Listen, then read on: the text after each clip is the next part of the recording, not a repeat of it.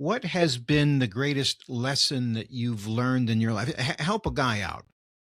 If you were to give some piece of advice to somebody, me, what would you say? Well, number one, my best advice I ever got was stay as far away from negative people as you can.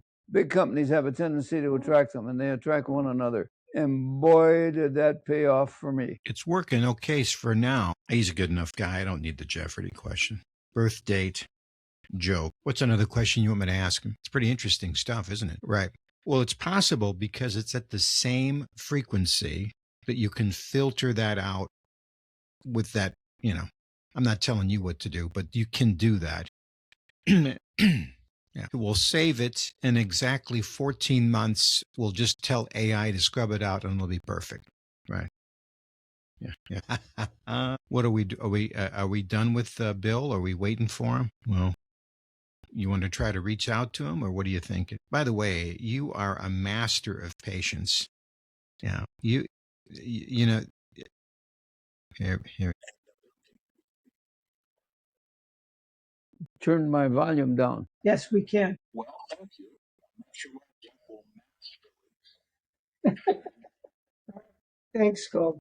Sounds good to me. Thanks. So, Bill, you remember Kennedy's assassination? What do you remember about that day? Another horrible day in the politics of the United States. Where were you? I don't remember. You must have been at work then. Yeah, I was at work. But, I was often asked to get into politics and found that wasn't my forte at all. But one of the great things in my life was, number one, when we moved to St. Paul Park, I joined the Boy Scouts of America. And it was one of the best things I ever did as a kid. I was 12 years old. Why was that? Because there was no such thing as organized of anything when I was a kid, and we had a great scoutmaster that put everything together for us. And then I ended up, after the war, moving to St. Paul Park, and I was a scoutmaster there for 6 years. And one of the great rewards I got in my life was I got Scouter of the Year award for 1956 in the St. Paul Area Council. What's the thing in your life that you're most proud of? Is that it? Well, that's one of them. Because I still get a phone call from some guys and say, well, Bill, we're 92 or 98 years old and we're still thinking of you as a scoutmaster. But the other big thing... No kidding. That is high praise. Wow. And then the other thing is, I think you're aware of the fact my youngest son is a handicapped man. And Jeff was born a normal child, but they found out that his intestines were braided. And he ended up a handicapped man. He's mentally challenged. And I spent an incredible amount of time on my spare time putting things together, both locally and statewide and nationally. And to me, it's one of the great things in the world, in addition to which it prompted my son and his wife to go back to college and get their master's degree in special ed. And they have 3 children that have their degree in special ed. Think about that one.